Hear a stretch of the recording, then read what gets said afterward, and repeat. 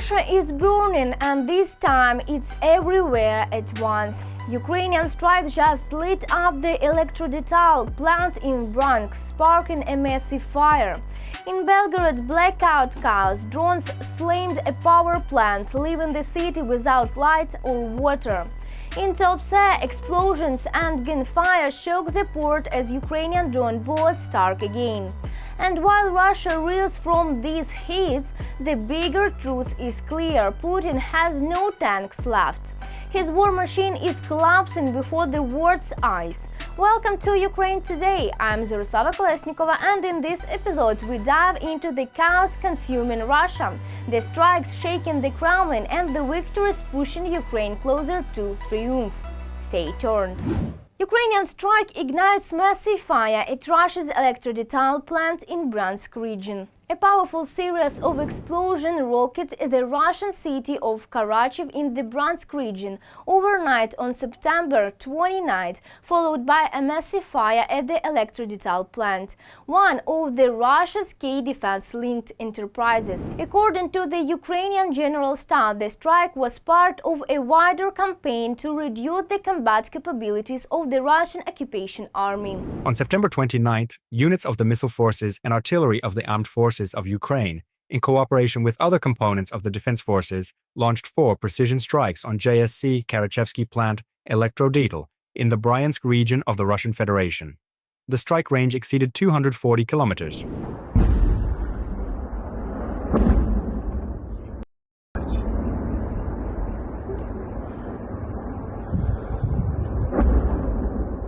The Dnipro-Osen project confirmed the target, stating that the plant belongs to the Radioelectronic Technologies concern, a major producer of electronic warfare systems, measuring equipment, and specialized electronic connectors and cables. The plant develops and manufactures EW equipment, measuring instruments and electronic connectors. After the strike, a fire broke out inside the workshops. Russia Telegram channels published footage of the blaze, while locals reported heavy explosions and emergency services rushing to the site. Authorities urge residents to stay indoors, avoid windows, and if outside, move to the nearest shelter.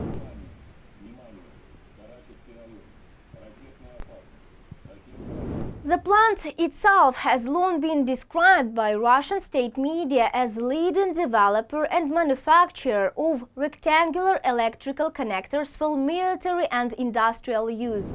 Its products are widely used in air defense system, aviation, naval, shipbuilding, and radio electronic warfare platforms. The General Staff of Ukraine emphasized that the strike was a deliberate blow against Russia's military-industrial complex, targeting equipment directly used for sustaining the Kremlin's war in Ukraine. This attack highlights Ukraine's growing ability to conduct long-range precision strikes deep inside Russian territory, and it is yet another major blow to Moscow's already sprained defense production chain.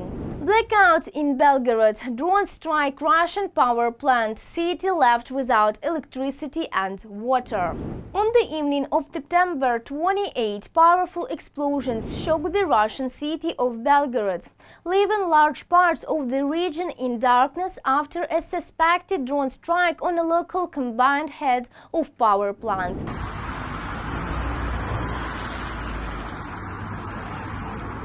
Local residents reported at least 4 loud blasts, followed by plumes of smoke rising over the city.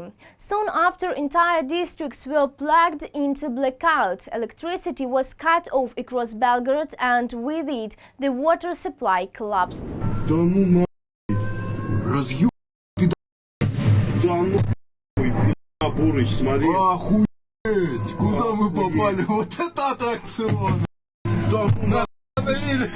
Ukrainian officials Petro Andrushenko summed up the situation bluntly. The lights went out, then the water disappeared, a sure sign of a blackout. Russian Telegram channels confirmed multiple hits in the city, posting photos and videos of heavy smoke after the strikes. The governor of Belgorod, Vyacheslav Gladkov, admitted that Ukrainian forces had struck infrastructure facilities, causing serious disruption in electricity supply. He also warned that the blackout might after air raid alert systems. Due to the absence of electricity, interruptions are possible in warnings about missile danger or drone attacks. Entire neighborhoods and nearby towns were left without power. The incident marks another dramatic escalation in Ukraine's long-range strikes against Russian critical infrastructure, highlighting Moscow's vulnerability even in cities far from the front lines. Every voice matters. Join our community, support independent journalism and help us bring you the truth from Ukraine. Become a member of Ukraine today. Join us now. Explosions and gunfire in Tuapse port. Drone boats strike again. Chaos erupted in the Russian port city of Tuapse, Krasnodar region, overnight as uncrewed sea drone targeted the harbour. Local residents reported powerful explosions followed by bursts of automatic gunfire as Russian forces scrambled to repel the attack.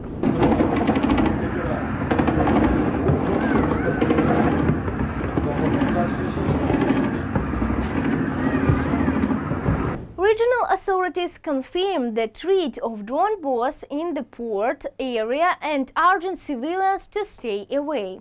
Telegram channels from Tuapse lit up with videos showing smoke and the sound of heavy gunfire echoing across the waterfront. Watch the full report for details. The AVRF movement is becoming more and more large-scale. Don't stand in the way. Don't hesitate. Evacuate immediately.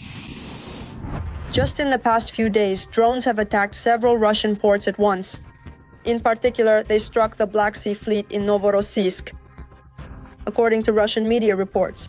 First, surface drones hit the port, and a couple of hours later, the city center was attacked. As long as there's no official report of damage, it's all just a violation of safety regulations. Someone's smoking in the swamps, even at sea. As a result of the attack, the operation of the Transneft oil complex and the Caspian Pipeline Consortium terminal near Novorossiysk was paralyzed. At the same time, 120 kilometers away in Sochi, a threat was also reported. Tourists began to be evacuated from the beaches due to the threat of surface drones. Don't stand in the middle. Don't get your feet wet. Evacuate immediately. Everyone get into the water.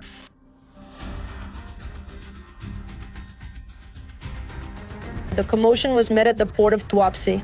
An oil terminal was attacked there. This was also the work of surface drones. A video appeared online where you can hear bursts of gunfire and explosions, as well as see attempts to hit maneuvering objects on the water.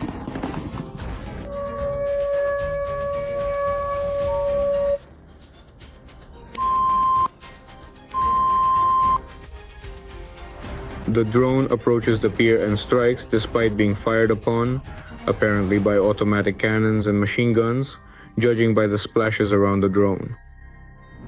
As we can see, unsuccessfully. One of the largest oil transshipment terminals in Russia has been hit.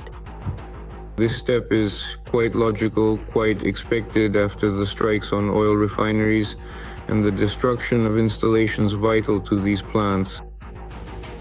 It is already known that Russia is experiencing certain difficulties with fuel, with diesel fuel, and with gasoline. And on top of that, significant strikes on the crucial export gateways of those very same major oil and gas companies will also undoubtedly cause the Russians quite a few extremely unpleasant moments and considerable difficulties.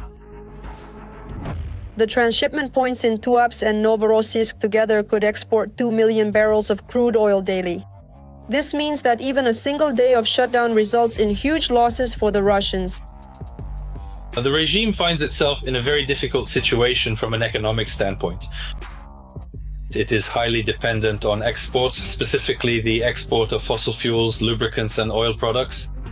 This export channel is used to obtain foreign currency revenue, which is then used to finance the military machine. Right now, this is painful. It's not just that exports of certain products are being reduced by percentages or even tenths of percent, but it's also affecting oil production itself. And this could potentially trigger a far-reaching and devastating domino effect, where such precisely targeted strikes, multiplied exponentially by the thousands across various critical sectors, could inevitably lead to what Mr. Pramp vividly called the paper tiger, a seemingly formidable but ultimately fragile entity, simply and utterly collapsing under the immense and sustained pressure. And there are also less obvious consequences. After each of these attacks, Russians are increasingly convinced that air defense systems don't protect them, but on the contrary, pose an even greater threat. The inaccurate fire from Russian military forces has led to the destruction of residential buildings, the loss of several cars, and has caused panic among locals. There are also reports of several fatalities, and the media is hinting that the air defense systems are to blame. For example, in Novorossiysk, there was an order not to publish the aftermath of drone strikes, but everything is shown on television anyway. This means that the burned cars and the strikes on house roofs are actually the result of the air defense systems, not the drones. Russia out of tanks, Putin's war machine collapses. Russia's war machine is cracking. Putin has no more tanks, they've been burnt on the battlefield. Sanctions are crushing the defense industry, factories are shutting down, and the so-called second army in the world is left with nothing. It is the end of Russia's military power. Full breakdown in our report. Russian tanks are on the verge of extinction. It seems the Russian military-industrial complex can't keep up, and soon there may be nothing left to fight with at all. And apparently, sanctions are to blame for this. The role of sanctions here is more about the fact that these are streams, these are sufferings, a worsening situation where there is a certain gap in which Russia is operating, and it significantly slows down the implementation of technologies like artificial intelligence, which Russia could have been developing. It seems that Putin's so-called resilient Russian economy is starting to show some serious cracks. Sooner or later, the inevitable overheating of the military economy may not necessarily lead to its complete collapse, but rather to a very sharp and significant downturn. The general economic trends in the Russian Federation will also affect the military sector of the economy. It would seem that, for the first time since 2022, salaries have started to fall at Russia's most important enterprises. And yes, we're talking about companies in the military-industrial complex. Undoubtedly, lending to enterprises in the military-industrial complex has an impact. And the form and volume of this lending differ from those in the non-military sector. This was an advantage at first, but now it's become a disadvantage. Having essentially reached its peak, it's now either a plateau or a decline. But how do staffing shortages and economic problems affect the expansion of Russia's military-industrial complex? With the Russian economy's ability to supply the army, to provide military equipment and ammunition, those abilities are not limitless either. Moreover, even with rapid growth, the modern Russian economy may not reach Soviet-era levels. Of course, sanctions are no joke, especially when they affect the condition and quality of your military equipment, or maybe even halt its new production altogether. But that's when Soviet-era tanks come to the rescue. The focus was placed on restoring Soviet equipment. Old Soviet equipment taken out of storage, restoring ammunition, and again reworking and preparing it for combat. But those resources are not limitless either. But now the time has come when old equipment doesn't make the job easier, but rather complicates it. There are fewer and fewer units that can actually be repaired. They have to repair things that aren't really repairable, to take them apart, yes, and assemble working units from several others. This requires significantly more effort, work, and so on. So instead of producing new and modern equipment, Russia is increasingly using old and worn-out machinery. The production of new equipment is hindered, yes, including by sanctions, and also the unpreparedness of the production base. That's precisely why the significant ramp-up in the actual production of modern and advanced types of weaponry is nowhere near the necessary pace, Russia truly needs to adequately make up for its substantial losses on the battlefield. Consequently, they much prefer to fund what will deliver tangible and immediate results here and now, rather than tomorrow or even the day after that. We shouldn't forget about Putin's loyal friends, China and Iran, who are actually helping them a great deal. We have always been together, so we remain together even now. But any delivery is more a way for Beijing to keep Moscow on a short leash. It's precisely China's technological base that is helping the Russians stay afloat. At the same time, the Chinese are helping Moscow from the position of a suzerain. That's why they keep their hand on the tap. If Moscow acts the right way, they might open the tap. But in the end, what do we have as of today?